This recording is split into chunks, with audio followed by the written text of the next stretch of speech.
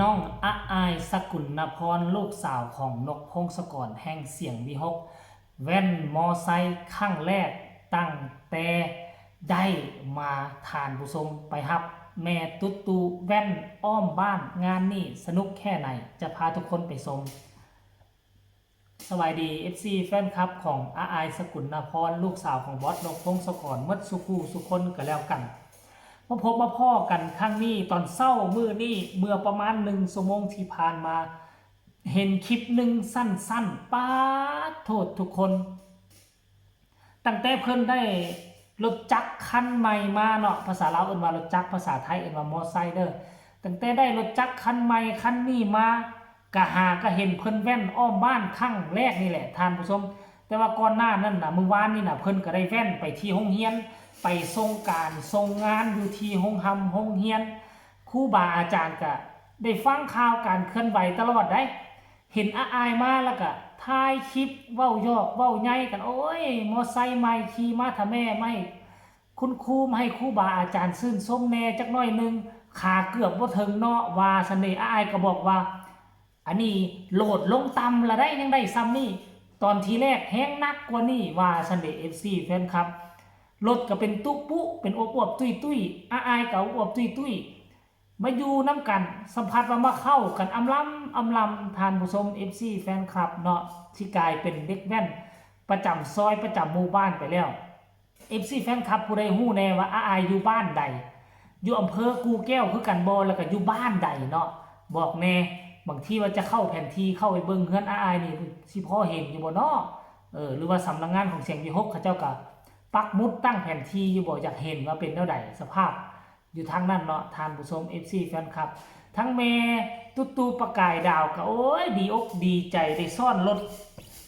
รถใหม่น้ำบ่าวอายครั้งแรกทานผู้ชมเพิ่นกับทั้งทายทั้งยิ้มเป้ยไปได้โอ้โหว่ะเดี๋ยวสิเข้าไปเบิ่งเพจของแม่ตุ๊เบิ่งเนาะทุกคนเอ้ย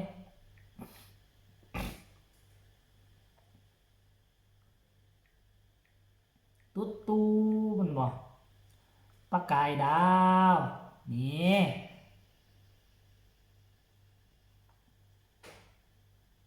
นี่นะมือเศร้านี่เลยสดฮ้อนๆเลย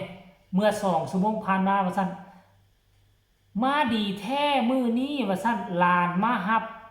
เจอมอไซค์ป๊าโท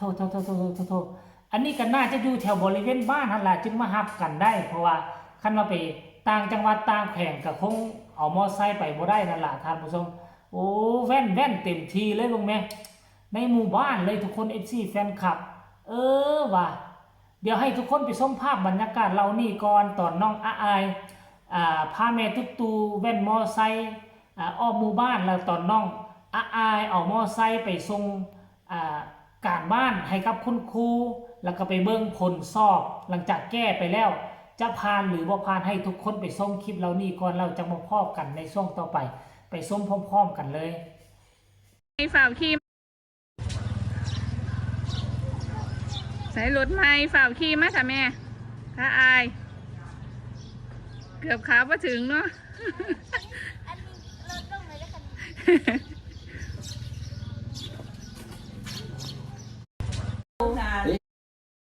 พี่บอที่โคว่านานี่ลูกพี่เขานี่อันนี้ลูกน้องนี่แหละลูกพี่เขาลูกน้องตัวแย่ก็ชวนหน่อยเข้ามาเนี่ยจะไปเต้นหมอลำใส่ไหมเนี่ยไว้เต้นแท้เลยจะเนาะเต้นหนักเราเต้นว่าคุยยุ่งหน่อยใส่ชื่อบอกตัวเองใส่แล้วเราไปจะไม่หาผ่านหรือยังวิชาคุณครูผ่านแล้วนะคะพี่อย่าเล่ามากคุณครูนะคะคุณครูใจดีมากผ่านแล้วเนาะเอาเกรดอะไรดีเกรดซีเลยค่ะโอเคค่ะโอ้ยจะเป็นดีคักหลานมาหาโอ้ยจะเป็นดีคักซะเบอร์13แต่เสียเดียวเนี่ยนั่งเจิมกัน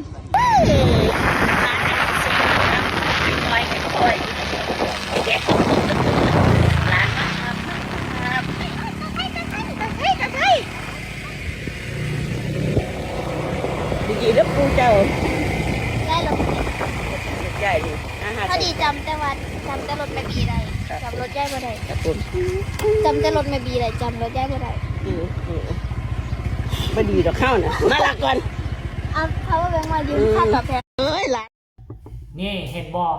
เป็นตาฮักเป็นตาแพงคือเก่าเหมือนเดิมอาอายก็ยังเป็นอาอายคนเก่าคนเดิม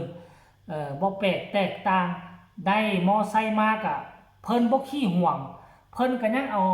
ไปใส่ไปซอยไปฮับผู้นี้ไปส่งผู้นั้นดังที่ตอนน้องบ่ทันเคยมีน้องก็ยืมของผู้นั้นยืมของผู้นี้ส่วนจะได้ไปโรงเรียนแต่ละมื้อทั้งยาหอยทั้งบอดนกก็เลยอีดูสงสารลูกสาวก็เบิ่งว่าพอขี่รถแข่งแห้งแล้วตัดสินใจจ่ายเงินสดซื้อมาให้ซื้อมาแล้วก็ถือว่าบ่ผิดหวังเนาะน้องเอาไปฮับน้องเอาไปส่งผู้นั้นและผู้นี้เอาไปช่วยเหลือผู้นั้นผู้นี้สามารถขี่ได้ตามปกติและคาดว่าอีกจักหน่อยนึงขั้นก่อนแล้วนี้ว่ามิลินกับโยงเฮียนเดียวกันก็คงจะได้ซ่อนรถอาอายเนาะไปเข้าห้องทำห้องเฮียนน้ำกันเป็นแท้แน่นอนทานผู้ชมเอาอันนี้ก็เป็นเรื่องเล่าดีๆหลังจากคลิปเรานี่ถึกโพสต์ลงไป FC แฟนคลับก็ให้ความสนอกสนใจมากหน้าหลายตาหลายคนเข้าคอมเมนต์ว่าแบบนี้ทานผู้ชมคนนี้บอกว่าสิ่งเลยจ้าว่าซันเดแง่นไปแว่นกันว่าซันโอ้ยทุกคนเนาะน่าฮักจ้าว่าซันน่ารักค่ะว่าซันเดคนนี้ก็บอกว่าสิ่งเลยมีตู้ว่าซันเด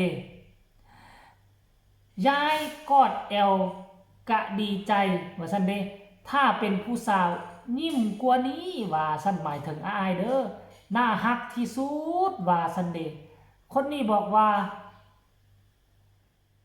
จังไหนคนนี้บอกว่า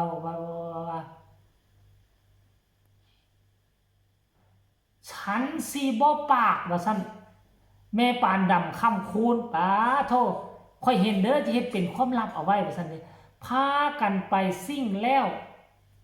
มีหลานว่าซั่นหลานพาซิ่งขับขี่ปลอดภัยว่าซั่นเด้เด้ออีหล่าน้อยว่าซั่นขับดีๆเด้อยายไปน้ำว่าซั่นอย่าขับเร็วเด้อล่ะบ่เร็วปานใดดอกเมื่อกี้นี่จวดอยู่เด้หลานกับยายน่าฮักทั้งคู่ว่าซั่นเด้ผู้ต่อมาก็ว่าน่ารักจังยายหลานน่าฮักค่ะได้กินแห้งย้อนอยู่เนาะมามิด่าบ้างบนบ้างคู่หูคู่ใจกันเลี้ยงมาแบบสายหายายหลานน่าฮักท่านผู้ชมคอมเมนต์นี่สุดยอดหลายหลานสาวพามีตู้แว่นแล้วว่าซันเดเอาไว้ทุกสาวบ่ไม่หยังเอาไว้ทุกสาวเอาไว้ทุกสาวบ่บ่เข้าใจไม่เข้าใจก็บอกกันแน่น่าฮักที่สุดอันนี้เป็นคอมเมนต์สุดท้ายท่านผู้ชม FC แฟนครับเห็นบ่ล่ะได้กินแห้งย้อนผู้ใดเคยช่วยเหลือผู้ใดเคยซัพพอร์ตผู้ใดเคยอุ้มสู้น้องอาอายสกุลนพรเด็กคนนี้ได้สิ่งของใหม่ๆบ่ว่าจะเป็นมอไซค์ถ้าอนาคตน้องได้รถยนต์มาน้องก็คงจะไปหับไปส่งผู้ที่มีพระคุณน้องบ่หับน้องบ่ห่วงคนที่เคยช่วยเหลือน้องบ่ห่วงของเลยจักอย่างเฮามีตัวอย่างให้เห็นคือน้องได้มอไซค์น้องก็ไปหับผู้นั้นหับผู้นี้ได้กินแห้งย้อนตั้งแต่อายุ13 ปี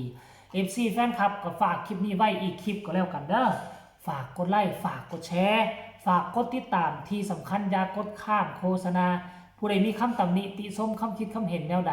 ก็ให้ส่งข่าวมาได้ทางใต้คอมเมนต์สำหรับคลิปนี้ลาทานผู้ชมไปก่อนสบายดี